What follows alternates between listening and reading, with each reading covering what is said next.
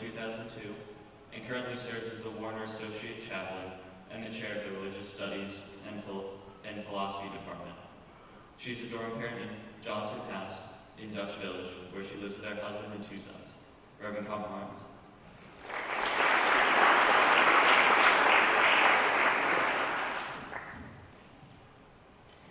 Barbara Ann Krebs, 90, of York, died Monday, August 7th, 2023, at home, under the care of her devoted family, with the assistance of hospice and community care.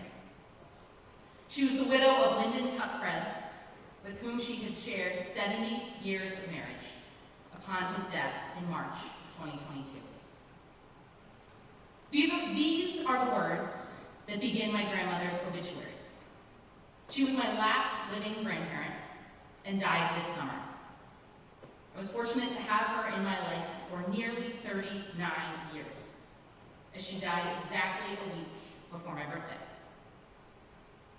She was hospitalized with heart failure just a few weeks prior to her death and decided to go home on hospice care instead of pursuing further medical intervention. This meant, in a really special way, that our family had a couple of weeks in which we were able to visit her and spend a lot of time with her before she died. Time in which we were able to reminisce, tell stories, and share our love and gratitude for her. As the pastor in the family, I will be presiding over my grand's funeral in November. But more importantly, as her granddaughter, I've been thinking a lot about what my gran has meant to me and the impact she's had on who I am.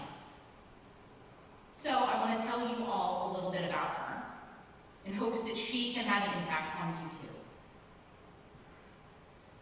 When I think about my gran, the words that immediately come to mind are generous and abundant. These words might seem a bit strange at first when you know her story. She grew up in the Great Depression. Her father died suddenly when she was 7 or 8 years old, leaving her mother a widow to 3 children, struggling to even get food on the table. And she brought that with her into the rest of her life. She cut coupons religiously. She wore sneakers that her grandchildren had outgrown. And she showed up to every family gathering with her own plastic takeout containers so she could bring leftovers home.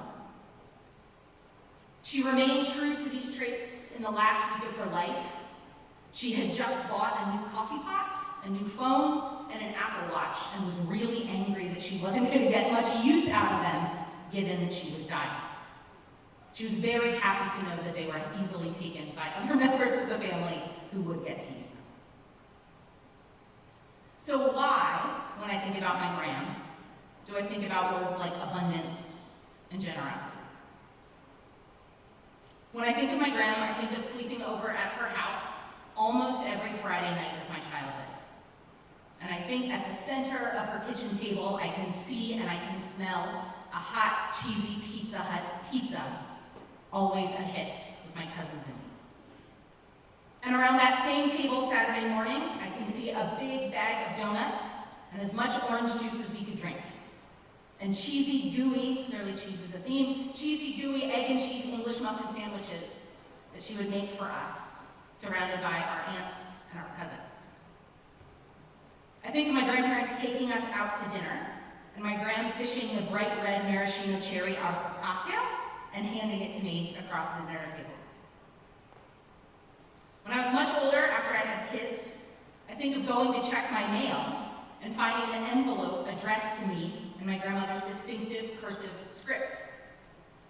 I would open it up, and there'd be a handwritten note, sometimes a clipping from the local newspaper, but most importantly, there were coupons for diapers, for wipes, for baby food, for anything else she thought that I could use to take care of my kids. And of course, when I think of my gran, I think of birthdays.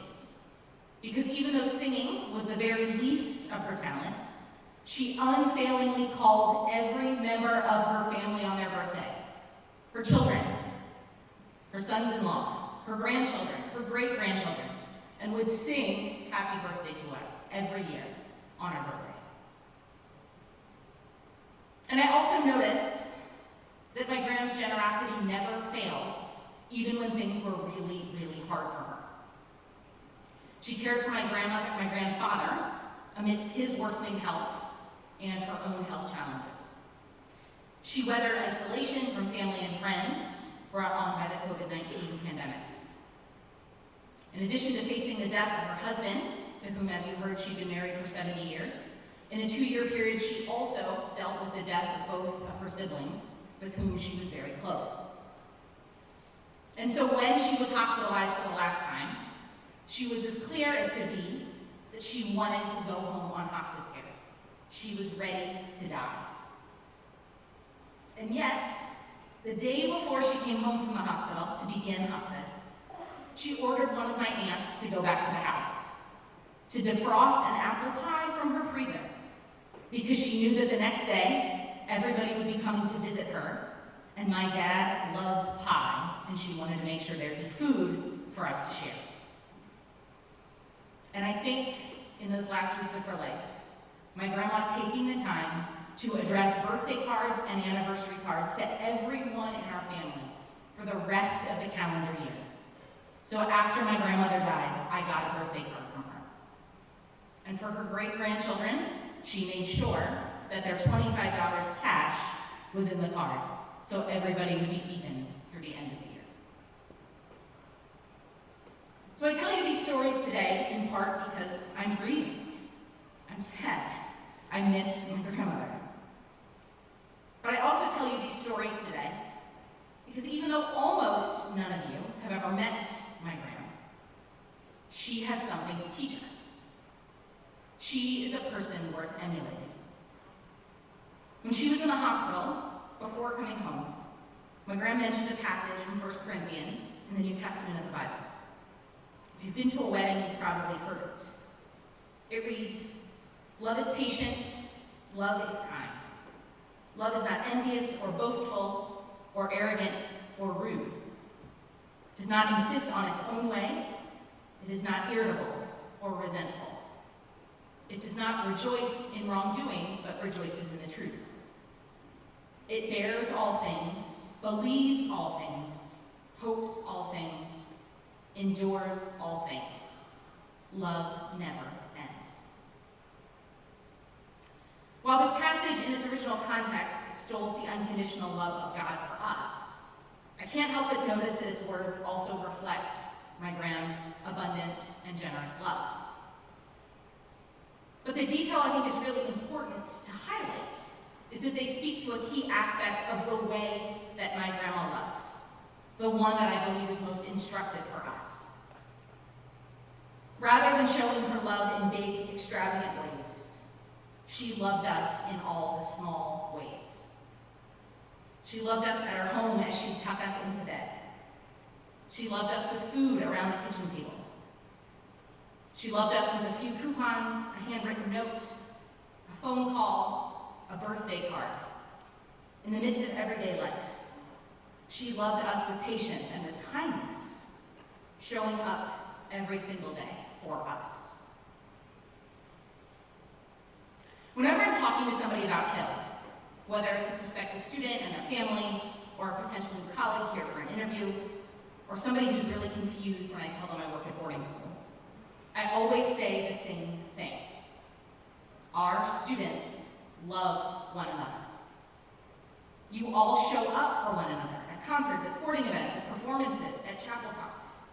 Just this past Tuesday, David's friend filled row L over there, filled the friends and family pew for him because his parents couldn't be there. When we're up in Alumni Chapel, I literally have to turn some of you away from the pew you want to sit in to support one another.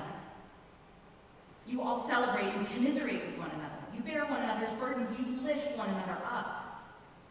And while we aren't perfect, and we can and should continue working to shape this place into an even more loving and inclusive community, I nonetheless believe that we do work hard to love one another, day in and day out. And so these words from 1 Corinthians, in this year of transition, in this year of fresh starts, this year of new beginnings, have become my daily prayer for us. That each day, we will be patient and kind toward one another. That we will not be envious or boastful or arrogant or rude toward one another. That together we will bear all things, believe all things, hope all things, and endure all things. My prayer is that, like my Graham, in the small ways, in the midst of our everyday lives, we will love one another.